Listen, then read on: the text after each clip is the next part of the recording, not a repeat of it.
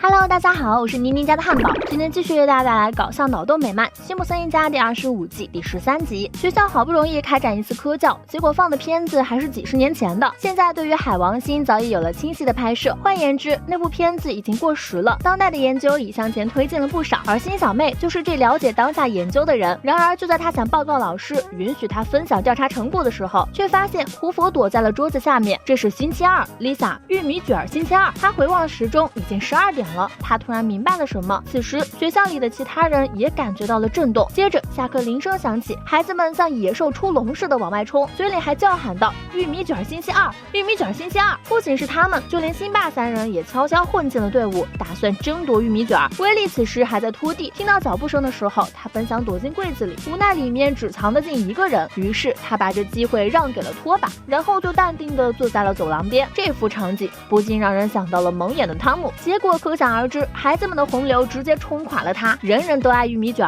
小新直接一口气吃了6个。辛小妹见食堂阿姨把剩菜回收了，就问她蔬菜不会变质吗？阿姨很肯定地回答不会，因为它们都是转基因食物，不会轻易变质。一路上辛小妹都在搜集转基因食物的报道，而辛妈一路上都在开飞车，因为今天牧师妻子张贴了春季志愿服务认领单，要是辛妈晚到5分钟，留给她的就只剩下没人要的了。有时候就是这么邪门，辛妈赶时间偏偏就遇到了老人家过马路，那慢悠悠的步伐简直能把人挤死，结果当然是没赶上，所有的好差事都被别人领了，只留了一项青少年禁欲咨询疏导，主要任务是分发禁欲保证书，让那些孩子们签名。以往这件事都是弗兰德在负责，可本月他得和小爱去跳探戈，他们报了班。虽说如此，但辛妈还想再挣扎一下，她真的不愿意和孩子们讨论这个话题。弗兰德安慰她说这并不难，就直接告诉孩子们，上帝希望他们无视身体发生的变化，他家的2个男孩就是这样教育的。尽管这是赶鸭子上架，但辛妈也没办法，只得去教育青少年。不料他还没开始上课，这俩孩子就给他上了一课，当着他的面，他们俩就抱着拥吻起来。看来这工作的进展不会太顺利了。与此同时，辛小妹的调查也颇有成效，她让校长举行了家长教师紧急会议。在会上，她提出学校食堂正在喂孩子们转基因食物。网络上的大部分观点认为，转基因食物是对人体有害的，说它之所以会被人们发明出来，就是为了钱。就像当初玛雅人对动植物进行杂交，导致了后来整个种族的覆灭。再看如今，一小男孩吃了转基因胡萝卜，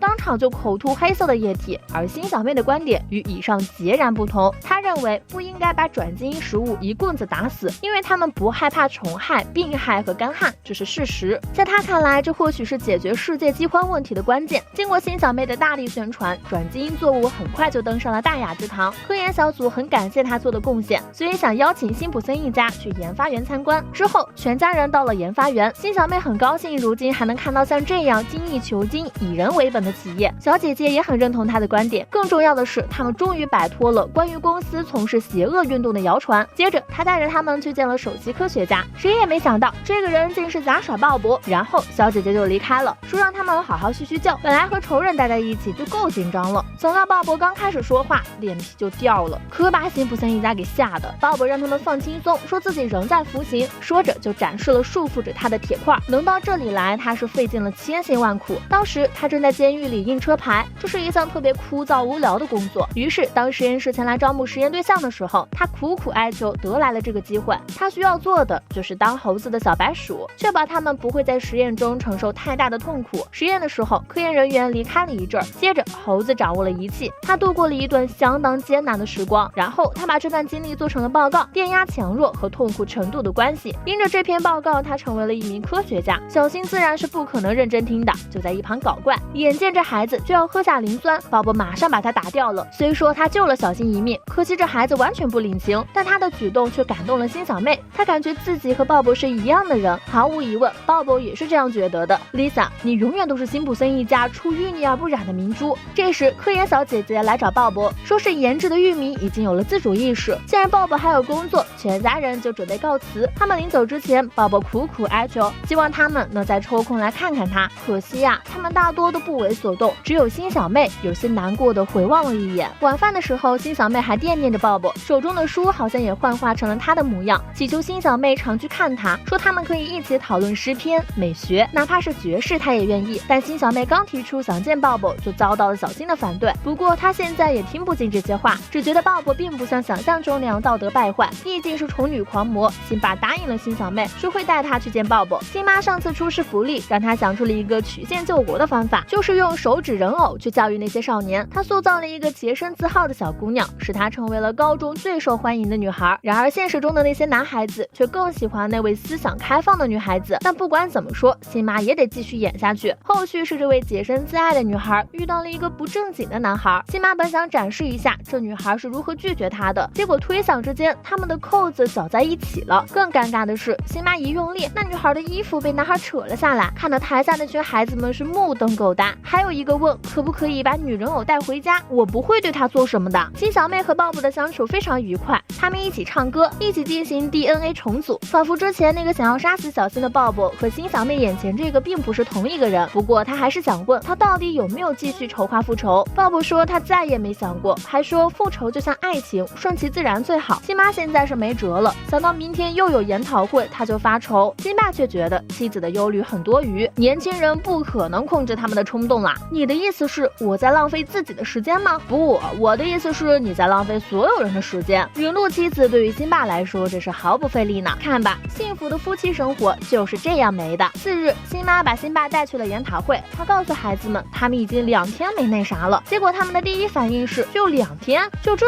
意思是你们3天前。不过这群孩子也就是嘴强王者，辛爸辛妈就稍稍抱了一下，他们就受不了了，马上投降，并且表示会签承诺书，只要让你起伏的大屁股从我脑海里消失就好。这天，辛小妹又和鲍勃一起去博物馆，两人来到了艺术领域。辛小妹对印象派画家兴趣浓厚，鲍勃就说陪她一起去看。此时展厅内正在悬挂卡尔德移动雕塑，工作人员一个不注意松了手，整座雕像都朝着辛小妹砸去。在这紧要关头，鲍勃把她接住了，辛小妹死里逃生。感激之余，她也很疑惑，鲍勃怎么会有这么大的力气？毕竟这时期卡尔德的作品大都很有分量，这其中的原因就是鲍勃转变了自己的基因。最开始他只是改缩氨酸，然后他用胡萝卜改进了老花眼，又用繁天牛增强了力量，还有玉米给头发整了个挑染效果。他现在的力气可以轻松掰断铁链，再把这铁块当皮球踢飞。这一下辛小妹开始慌了，毕竟她只是个手无缚鸡之力的小女孩，她惊慌也是应该的。因为鲍勃跟她来博物馆的目的并不单纯，他是想盗取天才们的 DNA 转移到自己身上，好成为最聪明、最强壮的人，然后统治全世界。就在他发表激情演说的时候，小新突然出现，强行打断施法。虽说鲍勃答应过辛小妹不再报复小新，但他的身体里有僵尸蚂蚁真菌，这让他哪怕只受到很小的挑衅，也会激起他内心暴怒的杀意。这时一位游客让他帮忙拍照，接连好几张他都不满意，好不容易满意了，又让鲍勃用相机再来一次，这彻底激怒了他。再回看兄妹俩已经跑出去很远了，记得鲍勃在博物馆里大肆破坏。此时大街上也不平静，那接受辛妈教育的年轻人直接拿着垃圾桶砸碎了手偶玩具店的玻璃。鲍勃也在对兄妹俩穷追不舍，这改造人就是不一样，几步一蹦的就追上了兄妹俩。更不幸的是，他们还跑到了桥上，还没反应过来就被鲍勃拎了起来。要不是这货有杀人前唱歌的习惯，估计在辛爸辛妈赶来之前，兄妹俩就已经凉透了。和他们一起赶来的还有那群青少年，辛妈答应他们，若是打败鲍勃，不仅解除他们起的誓言，并且还会教给他们有效的避孕方法。我想我已经怀上了，好吧，那也是其中的一种。一群孩子怎么打得过强大的鲍勃？很快一个孩子就被他吸进了嘴里。这时辛小妹站了出来，给鲍勃背诵了一段惠特曼的话，这才是你该做的，热爱地球、太阳和动物，蔑视为富不仁，为愚者和疯子呐喊。他的话让鲍勃清醒了过来，他觉得是时候做个自我了断了。他翻出栏杆朝着水库奔去了。警长安慰辛小妹说，别难过，你的朋友将一直与我们的饮用水同在。但鲍勃其实并没有死，他给自己弄了个腮，可以在水中自由行走。再说报了摊个班的弗兰德，眼见小爱对舞池跃跃欲试，他有些无奈，但还是带着妻子进入了舞池中央。伴随着小爱那声经典的哈哈，